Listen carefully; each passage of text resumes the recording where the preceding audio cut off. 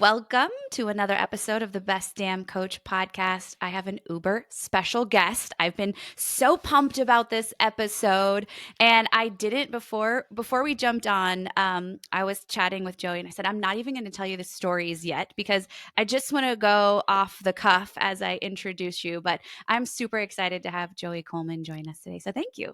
Oh, Amanda, it is my pleasure to be here. Thank you so much for the kind invitation. And thanks to everybody who's listening in. I am beyond excited for our conversation. Excellent. So am I. I've been gearing up, but I want to first take you back.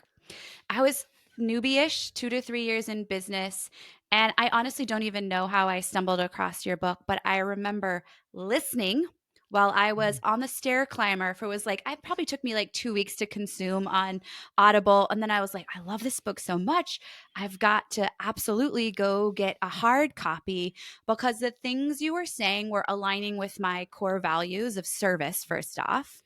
And then, second, it was just giving me this new perspective around how to really double down the things I was already doing inside of my business and really elevate it to the next level. And so, that book, by the way, is a book I recommend in all of my coaching cohorts. I talk about all the time. You've been mentioned on the podcast probably multiple times as a recommendation. And so, that book is Never Lose a Customer Again. I don't know. What year did you write that book, by the way? That book came out 5 years ago now in Oh, 2018. So okay. it's been out for a while, or I guess fast approaching six. It's been a minute Okay. since that came out. But I'm so flattered and I'm particularly thrilled that you were able to listen to the audiobook, which I was excited to narrate. So it's like we get to have already had a conversation, even though we're having Totally. this conversation. And I just love it. And it's music to my ears, Amanda, because as a writer, my primary goal was to write a book that people found actionable, that they could write a book where they could take the things we were talking about and actually make improvements and enhancements in their business. So you flatter me by sharing that that was your experience. Well, it truly was. I know you're on my podcast and I should be saying all of this, but I truly only seek out guests on the show that have been transformative in my journey and that I can truly stand behind and say, like, this book is life changing and not just in a fluffy way. And so I mean it with like heartfelt, it rocks. Oh, thank you. So, just a little backstory. Obviously, the title is kind of like telling us more about what you do, but you essentially just help those readers and help companies at large keep their clients, but also keep their employees, which is kind of the next iteration of what you've wrote. But I love to take a step back and just share with the readers what brought you to becoming an expert in this zone of genius. Well, Amanda, first of all, I appreciate that. That hopefully we've arrived in an area of zone of genius. That's certainly my goal, right? I don't know that I'm just there yet, but thank you. I appreciate that. You know, my background in my career has been crazy eclectic. I went straight from undergrad, where I studied government international relations, to law school, where I studied national security law, litigation, and international law. I worked for a company that went public, doing Fortune 500 business consulting. I worked for the United States Secret Service. I worked for the CIA. I worked in the White House Office of Counsel to the President. I worked as a business consultant. I was a criminal defense lawyer. I taught at the postgraduate level. I started a ad agency and branding firm. I've had a crazy, crazy eclectic career. So But cool. but here's the thread that ties all of those jobs together. In every one of those jobs, the way you succeeded, the way you advanced, the way you made an impact was by having a keen understanding of the human condition. Why do humans do the things they do? And what can we do to influence, persuade, encourage them to do the things we'd like them to do? And so that really led me on this journey to explore human behavior, the human condition, various tools and techniques and tactics we can use to kind of shift people in their focus and in their path to walk a path we'd like them to walk. And that's what led me to what I've done for the last 20 years, which is teach companies around the world how to keep their customers and how to keep their employees. And I do this with books. I do this with keynote speeches. I do this with workshops, and I do this with consulting engagements, all about helping organizations get better at retaining the relationships that they've tried so hard to get in the first place. Yeah, it's so good. I mean, obviously the eclectic background though lets you see the common threads that weave, as you said, all of them together. And in reading the book, I'm going to dive right into the things that just really stood out, that continue to stand out in my world, and that I pass on to my people, both through my own experience, but also just little tidbits that have come from you. Is being somebody who did not show up into the coaching world and entrepreneurship world. I mean, I was a teacher, right? Turned coach, entrepreneur, stumbled into this world accidentally. I've never really had to think about what I would consider a customer's journey in my world. And so I'm like, I got to constantly find new clients, right? I got to like go out and Right. find new clients all the time. And then as I started reading your book, I had some light bulbs come on around, but do I? But do I really constantly need to find new clients? And what Right. might happen in my business if I actually turn the focus on the journey the existing clients were having? And I'm sure you know the statistics today, I can't remember, but like something of my memory is something like 20 to 25% retention exists, like when we start to turn our attention on that. So could you just shed some light on maybe some of the misunderstandings, especially new business owners, my coaches that are listening, are spending all this time thinking new when under our nose is probably something we're missing out on? Yeah. So, as I mentioned, Amanda, I'm a recovering lawyer. And as a result, I came up in this world of what's the facts? What's the evidence? What's the proof? And so Yep. I'm very research driven in my writing and my speeches, both in terms of looking at studies, analysis, case studies from individual companies, best practices, what's working, what's not working. There are two pieces of research that I think speak directly to what you're talking about. Number one, across all industries globally, if you were to cold call someone or cold reach out to a prospect or a lead, the likelihood of closing them is somewhere between 5 and 10%. That is across all industries, averaged out, regardless of whether you're selling product or service, small, medium, or large, national or international. Doesn't matter. It's 5 to 10%. Now, if you were to look at selling to someone who is already a customer, whatever you're selling, again, products, services, widgets, doesn't matter, that number skyrockets to 60 to 70%. So it's easier to sell to existing customers than to new customers. Not only is it easier to serve them and there's more continued revenue coming in for the existing project you're working on, but if you want to sell them on additional things, it's going to be easier than finding someone new. So we've got that piece of data. The second Oh, good. piece of data I want to share is that when I was writing Never Lose a Customer Again, I looked at businesses around the world. And what we found is that somewhere between 20 and 70% of new customers will quit before the 100-day anniversary. 20 to 70%. Cell phone industry, 21%. Software as a service, 20%. Auto mechanics, 68%. Restaurants, 40 to 70%, depending on the type of cuisine you serve. Long story short, your new customers that you've worked so hard to get are running out the back door almost as quickly as you bring them in the front door. And this is a gigantic gaping hole in most organizations that they're not spending any time thinking about or working on. We're just all about let's acquire more, let's get new more, let's fill the funnel, let's, prospect, let's get other people to come become customers, instead of saying, what do we do with the people who've already said they like us, who've already raised their hand, who've already said, pick me, I want to do business with you. How do we just keep doing business with them? So good. Because I think, okay, so let's take what you just said, but then like make it relevant to the coaches listening. So you guys are listening. This is when you're banging your head against the wall saying, I'm posting social content and nobody's converting. It's like, that's because they haven't experienced you, right? They haven't come into your world. And that's why around here, by the way, Joey, we're like, social isn't the way. Let's come up with other ways, right? Oh, So Amanda, we're going to be great friends. If anybody goes and looks at my social media profiles, they will see that we are kindred spirits. I'm like, I'm not anti social media. me I'm either. anti you thinking that that's your answer.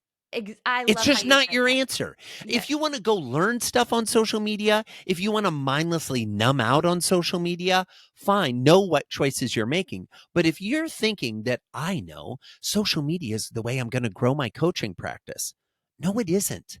Because the people that need your services, whether that's professionally or personally, whether they're looking for a life coach, an executive coach, a coach in their profession, whatever it is, they're not going to be cruising along, especially on Instagram or Facebook.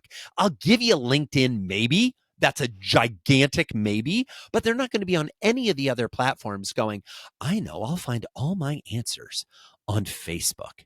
That's not where you go to find answers. Let's go where you find videos and laughs and cat videos and GIFs or GIFs, depending on what part of the country you're from. Yeah. So I think it's about what can you do to preview the experience of what it's going to be like to work with you.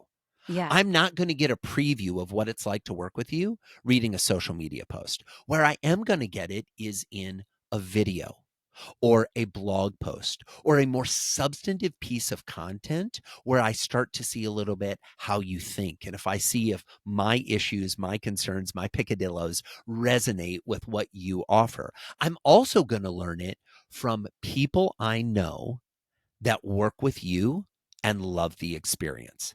Word of mouth marketing is the best marketing you can get. And the secret to word of mouth marketing is pretty simple.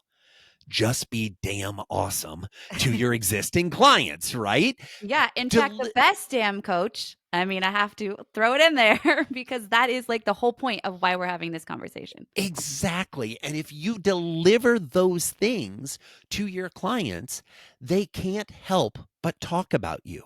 They're going to tell their spouse, their significant other, their friends. People are going to look at them and say, geez, you seem really fit. Oh, you seem to be having success at work and getting promoted. Oh, they'll witness all of these things. And when they say, why is that? If you've done your job as a coach, they're going to say, I had an amazing support network. And you know who is the biggest champion in that support network? My coach. She's amazing. He's amazing. They're incredible. Whatever it may be, that's going to grow your business more than anything else. Secondarily, continuing to work with that person is going to grow your business more than anything else. To me, as a coach, there are two types of coaches. There are acute coaches and there are chronic coaches, right? The acute coach says, oh, you've got this quick little problem. I'm going to solve your problem. And most clients, most prospects come to us with an acute problem they're trying to solve.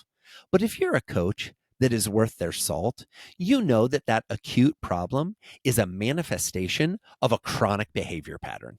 Okay. It's maybe the one that eventually rose to the level of a pain point that made them reach out to you. But this didn't start last week. This has been going on for years. Truth. And so the opportunity to say, let's solve this acute problem, but more importantly, let's work to unpack the behavioral problems, the structural problems, the systemic problems that have led you to this point. That's going to take time. And I think all too often, especially new coaches, are excited to be like, we have a 3 month package and we're going to get you results at the end of the 3 months. It's like, if you tell me that your world operates in 3 month packages, what you are telling me is every 3 months, I should be reevaluating whether I stay in business with you. Oh, good. And I don't know about you, Amanda. I don't want my clients thinking every 90 days, well, is Joey Worth still staying in business? Well, I don't know if we should do that. No, I want them to see that Joey is now going to be a resource for the rest of our life, whether we are actively working with him or it's a more passive relationship. We are going to be in relationship. We are going to be in each other's orbits. And there's some clients I do weekly calls with. There's some clients I do annual calls with. Both are coaching clients. Both are incredibly valuable. It's just acknowledging the realities of the ebb and flow of the relationship. Yeah, totally. Oh, so many good little nuggets there. So I want to break it down a little bit. I want to go back to the gap you talked about was that gap that exists of that client comes in, they're under our nose, like we're not paying attention. We're so focused on the external leads, the new prospects. I mean, let's talk tangible because we love to give tangible feedback here. And I mean, obviously, I want everybody listening to go pick up the book because you go way deeper, but if you're listening right now and you're like, okay, Joey, tell me how. What are some like one or two steps that you could say are the biggest needle movers to get into that place of improving that client journey and improving retention for the clients that are already with us? Well, Amanda, I think you hinted at the first one earlier when you said when you first started your business, you had never even thought about the journey. With all due respect to a lot of the folks listening, you haven't strategically considered your customer journey. And by strategically considered, I mean sat down in a room and mapped out on the wall What is the journey? And do it with Post-it notes. Have fun. What is the first touch point they have with us? What are all the different ways? I call this in the book the assess phase. When a prospect is assessing whether or not they want to work with you, and you're assessing whether or not you want to have them as a client, what are all the different ways they can come to know about you? Word of mouth, your website, meeting you at an event, hearing about you from another client, seeing a post on social media. Write down all of those things and then get clear. If someone comes in a certain path, are they more or less likely to actually become a customer? I know in my business, social media is not going to drive them to become a customer of one of my keynote speeches. But you know what will? Being in the audience when I give a speech. So for me, I'm going to over index on those in-person interactions. I'm going to go and give speeches. I'm going to do things to get me out in the community and get people saying, ooh, I want more of that. I'm not saying you as a coach need to do what Joey does. What I am saying is you need to be clear on which funnels, which approaches work best for you, not only in terms of your own ethic, your own beliefs, what you like to do, but also for the type of client you're trying to land.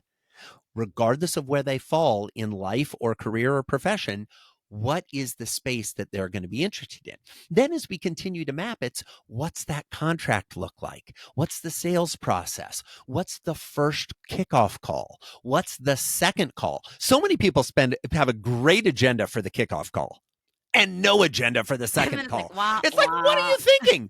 And they're really good at following after the first call. You know, the email goes out 5 minutes later. Oh, fabulous first call. So excited to be working for you. You said this. You said this. Here's the homework assignment. See you in 2 weeks for our next call. Don't forget it's on this day. I've already sent the calendar invite. And then what happens? Well, we get into it and we get lazy. Call number 8, we don't send the follow-up email until 3 days later. Call number Mhm. 12, we don't even send the follow-up email. I don't know if this happens to anybody listening, but often we have a system and a process in our business that we don't even follow. We created it. We pitched it. We said in the contract we were going to do it, and then we don't do it. Yeah. And what that does is it destroys trust. It takes this person who let's be candid, the number one thing that a coach is offering to a person they're working with, a customer, a client, is being a trusted advisor, a sounding board, a listening board, somebody to hold the mirror to reflect back what's going on, an encourager, a motivator, a sympathizer, whatever it may be. You're going to play a lot of different roles. But the thread that ties every one of those roles together, at least in my estimation, is, do I trust you to advise me? The way you get someone to trust you is to consistently deliver. And more importantly, to consistently Yeah. deliver on what you said you were going to deliver. Totally. And I think the point to that is it doesn't have to be fancy. It doesn't even have to be automated. It can be a Google Doc and you set some emails up and reminders. And so if you're thinking, "Oh, but I have to have fancy systems to be able to support these." The answer is no, you don't. You need an email and you can write the copy of those follow-ups and sure, systemize it by having a bank that you pull from. But in the beginning, friends, we are just us in the business and it is totally okay for very simple systems to exist, but the point is like plan it out, map it out, and then execute consistently so you start to build that baseline of the like just wowing client experience that exists from you and that person you're serving. Absolutely. And here's the great thing. I've been in coaching sessions, and I'm sure you have, and I'm sure many of our listeners have, where a golden nugget falls from the sky, where somebody goes, oh my gosh, that was the thing. You unlocked it, the reveal, the answer. And we're super excited about it. Here's the challenge. When that happens, when we're in state on a call or in session, we feel the energetic hit. We feel the joy, the euphoria, the excitement, the relief, whatever positive emotion is associated with that. But when that call ends, that feeling starts to diminish. Mm-hmm. This isn't because you're bad. It's not because your client is bad. It's because we're human. This is how human emotions and human body reactions work. What I like to do is build in reminders of those golden nuggets. Sometimes I'll even do a delayed email. Here's a little tactic or Yeah, a give trip. us Okay. the golden nuggets. Most email tools allow you to write an email and do a scheduled send. Sometimes, if I'm afraid that I'm not going to remember, which let's be candid, ink fades slower than memory.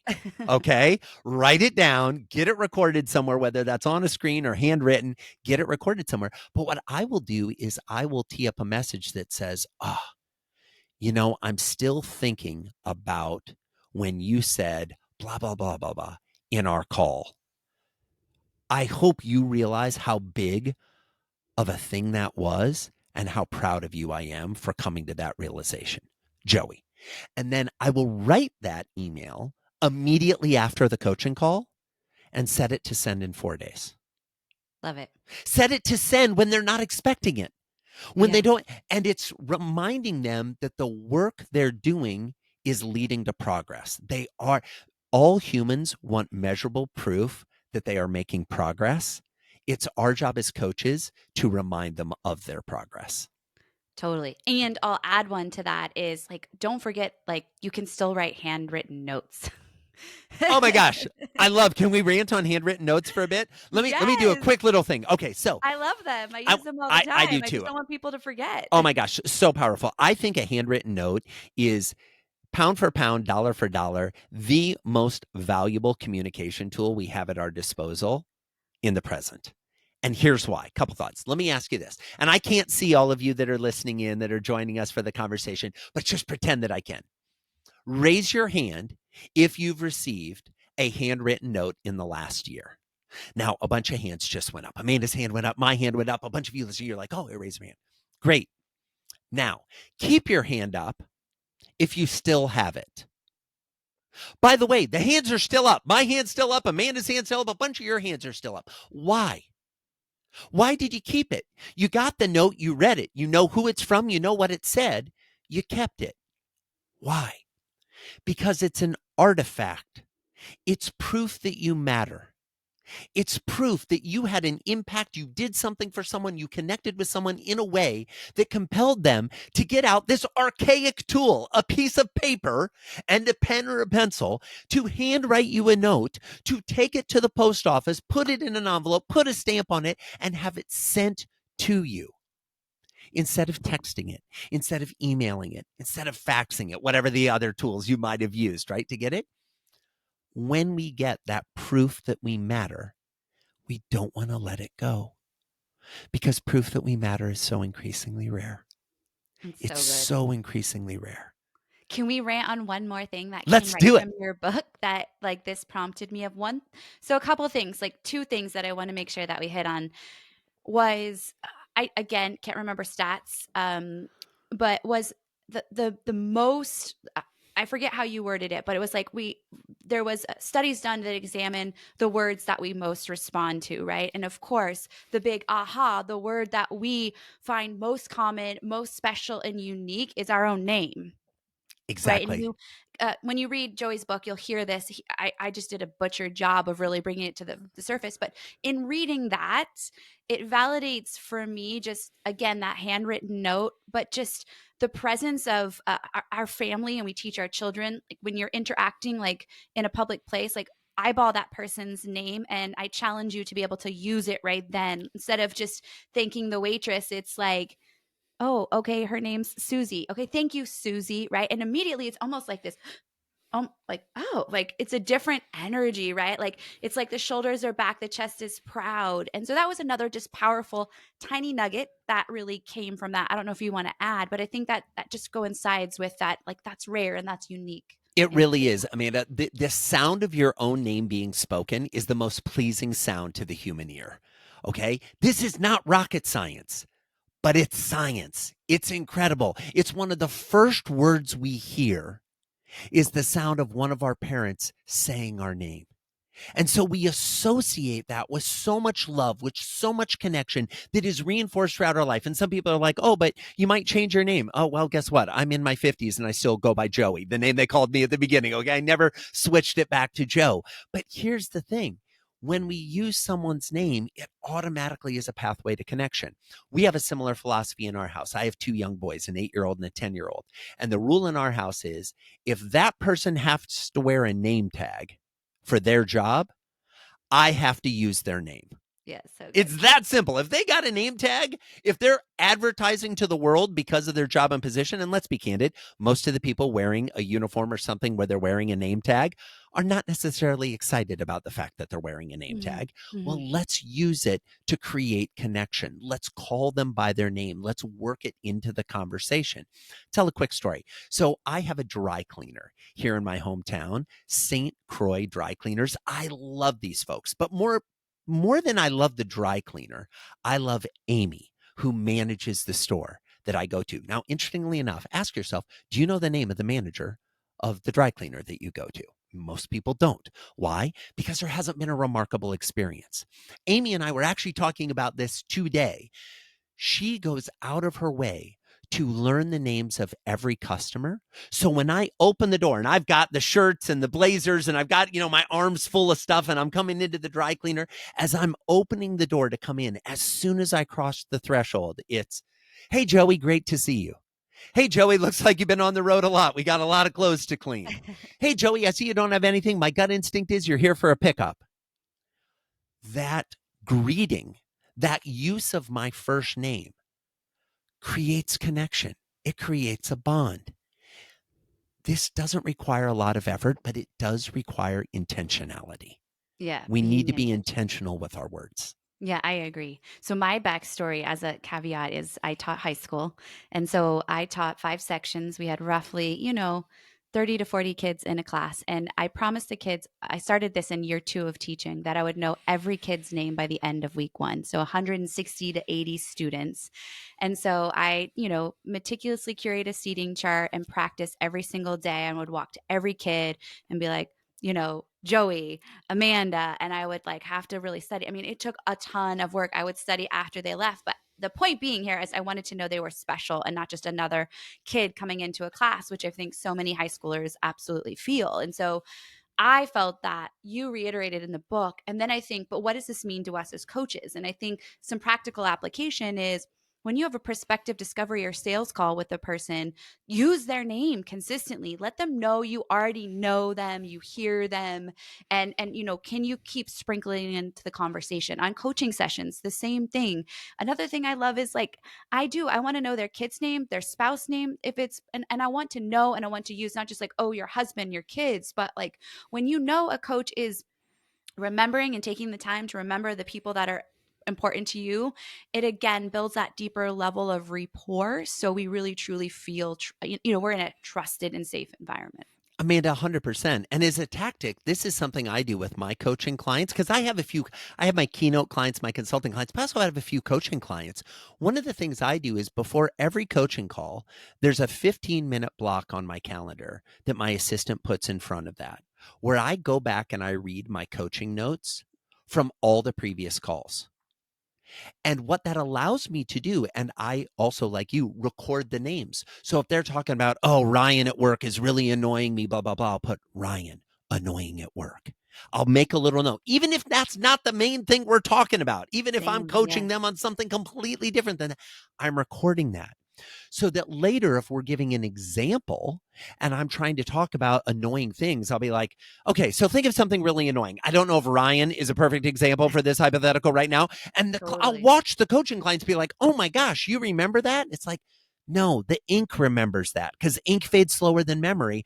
I just used the tool to refresh my own memory before our call so I could be present in the conversation. And as you grow your coaching practice, this is even more important because I don't know about you, Amanda, but I've had moments where I've been on a call with a client and I've been thinking, wait a second, are they the one that has the problem with their assistant or is that one of my other? And I forget. And I'm not proud of that, but guess what? I'm human. We forget things.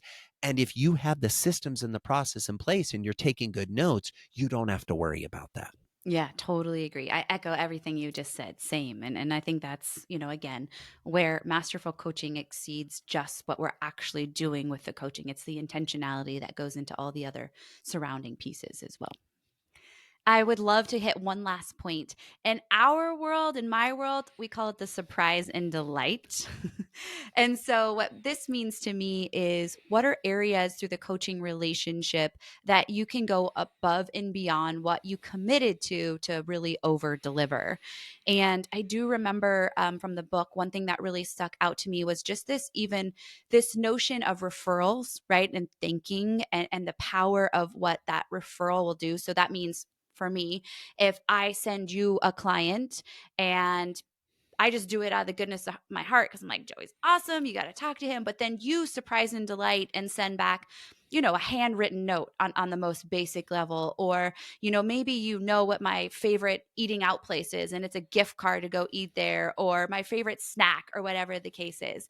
And I think this translates to referrals and it also translates to clients, right? Like, what are those Absolutely. surprise and delight moments? Because I think sometimes we get so like, well, I didn't I mean, and I don't want to. I mean, my listeners know that I'm anti some of the things happening in the coaching world, and I'm here to like stand on a mountaintop and remind us why we're all here.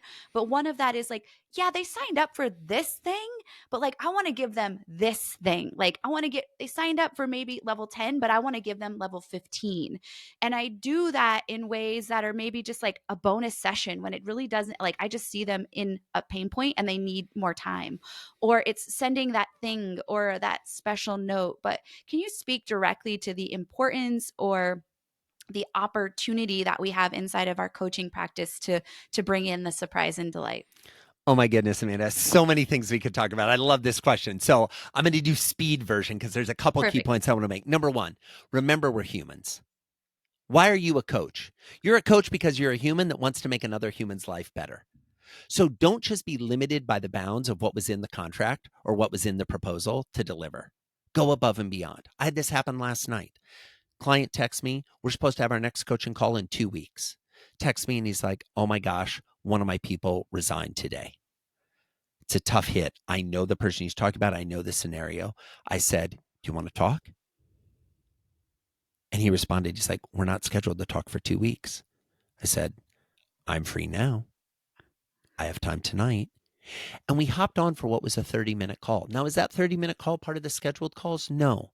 But my hope is that client goes, wow, Joey knew that I was in a point of pain, a point of crisis, a point of, needing a little bit of talking to, and he was ready to jump. When we think about surprise and delight, the best way to surprise and delight someone is to show that we were listening when they didn't know we were listening. What I mean by that is, for example, in the background of my screen here, for those of you that are listening and can't see, I've got Lego sets. Someone could look at this and be like, oh, Joey's really into Legos. Yes, if in my professional screen for Zoom calls and podcast recordings, I have Lego sets, chances are pretty good I like Legos. And I shared earlier, if you were paying attention, that I have an 8 and a 10-year-old, two boys. Most 8 and 10-year-old boys are like, oh yeah, that'd be Legos. So I've given you two clues that if you really like me and you want to show me value, you could send me a Lego set with a note that says, build this with the boys, and I'll never forget you. And my boys will never forget you either. And if you really want to connect with your existing customer, think strategically about how to make them look good in front of their secondary customers, your secondary customers, the other people in their family, the other people in their life. Give them those type of interactions. Last thing I'll say for referrals, my buddy John Ruland is a pro when it comes to this. John is the CEO of a company called Giftology. He wrote a book called Giftology that is fantastic, that talks about strategic appreciation. I have been referring people to John for over a decade because he does great work. He does great gifting programs for folks. He's just an incredible human. And John regularly surprises and delights me.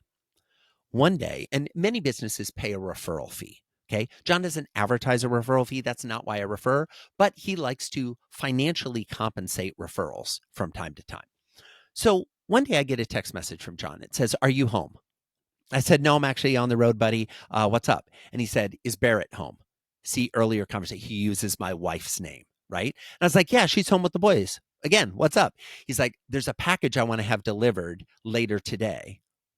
And I wanted to make sure someone was there for it. I was like, yeah, she's there. That's great. I'll give her a heads up. And he said, by the way, when it's relevant, 007. And I said, excuse me? And he said, It'll make sense when you get home. Like, okay, it's John. I'm like, he's a quirky, interesting, fabulous human. So, like 3 or 4 days later, I get home. And to be candid, Amanda, I've forgotten about the text. I've been on the road. I'm traveling, running from airports. I've just forgotten. And I walk into the house, and my boys are there, and they're like, Daddy, a package came from you. And I look at the package and I see it's from John, and I'm like, oh, right. And I open the package, and inside is a metal briefcase with a combination lock. And I think to myself, 007 007. Click, and I open the suitcase. It feels very 007 in the moment, right? Right? Very 007 in the moment. Inside the suitcase is $2,000. So I mean, it's crazy. Now, John could have sent me a referral check. He could have sent a me, Venmo. let me, Joey, what's your account so I can Venmo or ACH some money to you? No, he sent me $2,000 in $1 bills. My boys had never seen that much cash in their life.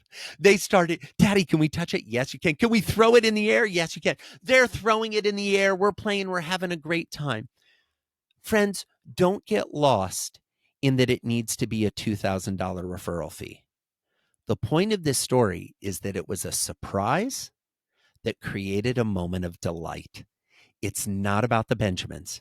It's about how people feel when they get a surprise and delight interaction with you. Yeah. And on the flip side, I think just to go back into the feelings, when you consistently send somebody, not that you ever have the expectation, but the whole point in this is when you are noticed and seen and somebody says, Joey, like, thank you, whether it's a handwritten note or $2,000 in a briefcase, you have the desire because there is reciprocity and the energetic like mutualism that exists there because that's the thing I want people to understand here. It's not the dollar amount. It's about like if somebody already acknowledges your greatness and is sending people to you, continue to nurture that relationship. Because I've also been in situations where I've sent people over and over and they haven't uttered a thank you.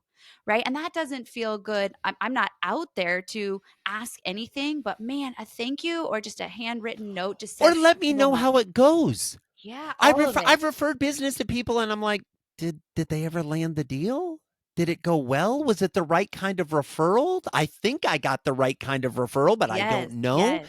I had a client that I had two clients. One who was running a multi-million-dollar software company, and then there was somebody that kind of had done a connection. He had two clients. Excuse me, he had two clients, and he realized that his two clients should know each other, so he connected them. After he connected them, within a week, they did $1 million deal. Within a week of being connected. So the client that got paid sent my buddy a note. That was very nice. With a Starbucks gift card for $10. I'm not making this up. $10.